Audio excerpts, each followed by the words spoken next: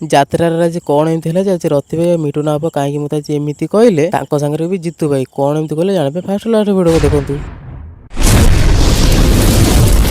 High friend, ଜୟ ଜଗନ୍ନାଥ। ମୁଁ ଗୋଟେ ନୂଆ ବ୍ଲଗ୍କୁ ଆପଣମାନଙ୍କୁ ସ୍ୱାଗତ କରୁଛି। ମୁଁ ତ ଭଲ ଅଛି, ଆଶା କରୁଛି ଆପଣମାନେ ବି ଭଲ ଥିବେ। ଆଜି ଆମ ମହେଶ୍ୱରୀଙ୍କର ଅଛି ଲାଷ୍ଟ ନାଇଟ୍ ଥିଲା, ତ ଏତେ ଭିଡ଼ ଅଛି ନ କହିଲେ ଭଲ। ବାଇକ୍ ଷ୍ଟାଣ୍ଡ ଯେଉଁ ଭିଡ଼ ରେଟ୍ ଥିଲା, ଆଜି ଯାତ୍ରା ଦେଖିବି କ'ଣ ଜାଣିଗଲାନି ଯେ ବାଇକ୍ ଷ୍ଟାଣ୍ଡ ଅଛି ରାତି ପାଇଯିବ।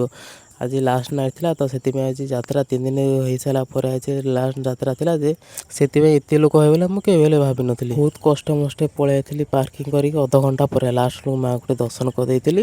କାହିଁକିନା ହିଙ୍ଗୁଳା ମାଆଙ୍କୁ ଆଜି ଲାଷ୍ଟ ପୁର୍ଣ୍ଣାହୁତି ଥିଲା, ତ ଦର୍ଶନ କଲା ପରେ ପଳେଇ ଯାଇଥିଲି କି ଯାତ୍ରାକୁ। ତ ଯାତ୍ରାରେ ଯେତିକି ଯାତ୍ରାରେ ଲୋକ ନାହାନ୍ତି, ତ ସେତିକି ଦୁଇଟା ବେଳ ତାଙ୍କ ହେଉଛି ବେଲୁନ୍ ଯେଉଁ କିଣିକି ଆଣିଛନ୍ତି ବେଲୁନ୍, ଏତିକି ମାନେ ଭାବୁ ତ କେଉଁ ରେଟ୍ରେ ବେଲୁନ୍ ଅଛି। ଆଉ ଲାଷ୍ଟ ଯାତ୍ରା ଦେଖିଲା, ଯାତ୍ରାରେ କେମିତି କ'ଣ ଲାଗୁଛି, ଭିଡ଼ିଓଟା କେମିତି ଲାଗିବ ନିଶ୍ଚିନ୍ତ କମେଣ୍ଟ କରା। ଯଦି କିଛି ଭୁଲ ହେଇଥିବ ତ ନିଶ୍ଚିନ୍ତ ମୋତେ ଛୋଟ ଭାଇ ଭାଇକୁ ନିଶ୍ଚିନ୍ତ କ୍ଷମା କରିଦେବେ।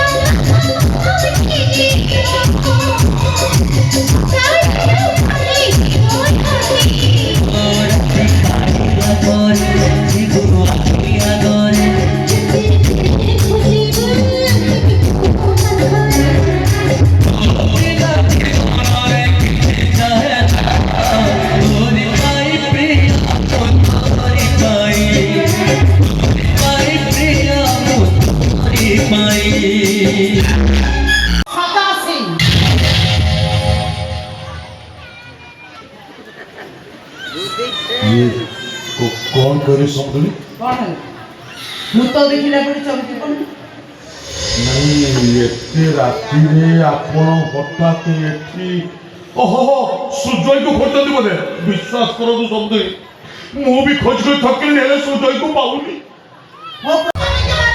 ये सब तुम देखो सब तुम কথা টিকে শুন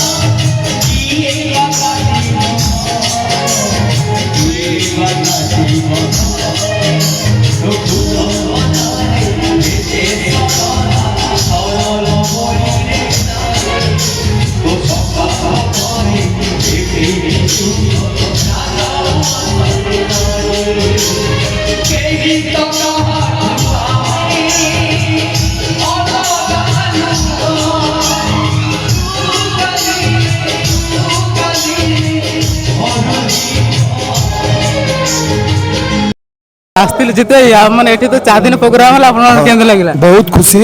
ମା ହିଙ୍ଗୁଳାଙ୍କର ଆମେ ଜଣେ ପରମ ଭକ୍ତ, ଆଉ ମାଙ୍କ ଆଶୀର୍ବାଦରୁ ଏ ଜାଗାରେ ବହୁତ ଖୁସି ଲାଗିଲା। ଆଉ ଲୋକମାନଙ୍କର ଯେଉଁ ଭଲ ପାଇବା, ଯେଉଁ ସ୍ନେହ ଶ୍ରଦ୍ଧା ଆଶୀର୍ବାଦ, ଫ୍ରି ଶୋରେ ଗୋଟେ ନାଟକ 3 ଦିନ ଚାଲିବା, ଏହା କେବଳ ଦର୍ଶକଙ୍କ ଆଶୀର୍ବାଦ ବ୍ୟତୀତ ଅନ୍ୟ କିଛି ହେଇନପାରେ। ତେଣୁ ଆମେ ସବୁଦିନ ଏଠି ତ ଆମ ପୁରୁଣା ଜାଗା, ଗୋଟେ ବର୍ଷ ପରେ ପୁଣି ଆସିବୁ। ଏତେ ଖୁସି, ଏତେ ଇଏ ଭୁଲି ହେବନି ମହିଷରାକୁ। ସବୁ ବର୍ଷ ଯେଉଁ ପାଟେ ଆସିକି ନ କିନ୍ତୁ କୋଣାର୍କଟା ଅଧିକାଂଶ ନିଶ୍ଚିତ ଏଇ ଭଲ ପାଇବା, ଏଇ ସ୍ନେହ ଶ୍ରଦ୍ଧା ଦର୍ଶକଙ୍କର ଥାଉ। ଆମେ ପୁଣି ଆସିଲେ 2 ବର୍ଷ ପରେ ପୁଣି ଦେଖା ହେବା। ଜୟ ଜଗନ୍ନାଥ। ବ୍ଲଗ ସବୁବେଳେ ଦେଖେ, ଆଜି ଲାଷ୍ଟ ମହେଶ୍ୱରରେ ଯାତ୍ରା ହେଉଥିଲା। ଯାତ୍ରା ବର୍ତ୍ତମାନ ସରିଲା ବେଳକୁ ଭାଇ ଆସି ପହଞ୍ଚିଛନ୍ତି। ତେଣୁ ତାଙ୍କ ଚ୍ୟାନେଲ୍ ତ ମୁଁ ଜାଣିନି କ'ଣ ଚ୍ୟାନେଲ୍, ବିକୁନ ଏକ୍ସପ୍ରେସ୍। ବିକୁନ ଏକ୍ସପ୍ରେସ୍। ବିକୁନ ଏକ୍ସପ୍ରେସ୍କୁ ଆପଣମାନେ ସମସ୍ତେ ଫଲୋ କରନ୍ତୁ। ଆଉ ପିଲାଟି କ'ଣ ନୂଆ ଚ୍ୟାନେଲ୍ କେତେ ସବସ୍କ୍ରାଇବର ହେଇଛନ୍ତି? ଏବେ ଏବେ ଜଷ୍ଟ 2 ମାସ ହେଲାଣି ଖୋଲିଛି ଟିକେ 350 ଖଣ୍ଡେ। 350 ତେଣୁ ମନିଟାଇଜେସନ୍ ହେଇନି ଏପର୍ଯ୍ୟନ୍ତ। ତେଣୁ ଆପଣମାନଙ୍କର ସାହାଯ୍ୟ ନିହାତି ଦରକାର। ତେଣୁ ସମସ୍ତଙ୍କୁ ଅନୁରୋଧ କରିବି ତାଙ୍କ ଚ୍ୟାନେଲକୁ ସବସ୍କ୍ରାଇବ୍ କରନ୍ତୁ। ମାନେ 2 ଦିନ 3 ଦିନ ହେଲା ବହୁତ ଅପେକ୍ଷା ଥିଲି ଯେ ରତି ମିଟୁନା ଆପଣଙ୍କର କେବେ ଦେଖାବ ଆକ୍ଚୁଆଲି ଯାଉ ଦେଖା ହେଇଗଲା। ନାଇଁ ମୋର ନାଟକ ପଢ଼ୁନଥିଲା। ମୋର ଯେଉଁଠି ନାଟକ ପ୍ରାୟ ସବୁ କ୍ୟାମ୍ପରେ ପଢ଼ୁଛି ନାଟକ। ଆଉ ନାଟକ ଏଇ ପଢ଼ିଲା ଆସିଲି। ଆଜି ବି ଭଦ୍ରକ ଯିବା ଫାଷ୍ଟ ନାଇଟ୍ ଆଜି ସେ ନାଟକ ହେବ। ତେଣୁ ଯେତେବେଳେ ପଢ଼ୁଛି ମୁଁ ଆସୁଛି କ୍ୟାମ୍ପ ପାଖରେ ଆଉ ରହୁନି ଆଉ। ମାନେ ବହୁତ ୱେଟ୍ କରିଥିଲି ଯେ କେବେ ଆସେ କେବେ ଦେଖା ବୋଲି ଆପଣ ଦେଖା ହେଲା ମିଟୁନା ବାପା ଆସିଲେ ତାଙ୍କ ସାଙ୍ଗରେ ଦେଖା ଆଉ ବହୁତ ବହୁତ ଧନ୍ୟବାଦ ଆପଣମାନଙ୍କୁ। ସେମିତି ଭଲ ପାଇବା ଟିକେ ଥାଉ ଆଉ କିଛି ଦରକାର ନାହିଁ। Thank you so much. କହୁଛନ୍ତି ପିକୁନୁ ଏକ୍ସପ୍ରେସ୍ ତାଙ୍କ ଚ୍ୟାନେଲ ନା, ଆଉ ତାଙ୍କ ଚ୍ୟାନେଲକୁ ସବସ୍କ୍ରାଇବ୍ କରନ୍ତୁ। ଯାତ୍ରାର ସବୁ ନୂଆ ନୂଆ ଅପଡ଼େଟ୍ ଦେଖନ୍ତୁ। ଆମେମାନେ ତ ଠିକ୍ ସମୟରେ ଠିକ୍ ପହଞ୍ଚେଇ ପାରୁନୁ, ସେମାନେ ସବୁ ଜାଗାରେ ପହଞ୍ଚି ପାରୁଛନ୍ତି। ସବୁ ଦେଖେଇ ପାରିବେ ଆପଣ, ସବୁ ଆପଣମାନେ ସବୁ ଜାଣିପାରିବେ। ଆଉ କ'ଣ କହିବି, ବାସ୍ ଏତିକି କହୁଛି। ନମସ୍କାର, ଜୟ ଜଗନ୍ନାଥ। ଆପଣମାନେ ତ ଯାତ୍ରା ଦେଖିଲେ ଆଉ ମିଟୁନା ବାପା ରତି ଭାଇ କ'ଣ କହିଲେ ନିଶ୍ଚିନ୍ତ ତ ଶୁଣିଲେ। ଆଉ ଭିଡ଼ିଓଟା କେମିତି ଲାଗିଲା ନିଶ୍ଚିନ୍ତ କମେଣ୍ଟ କରିବେ। ସେଇ ଜାଗାରେ ରହୁଛି। ଟାଟା ବାଏ ବାଏ, ଜୟ ଜଗନ୍ନାଥ।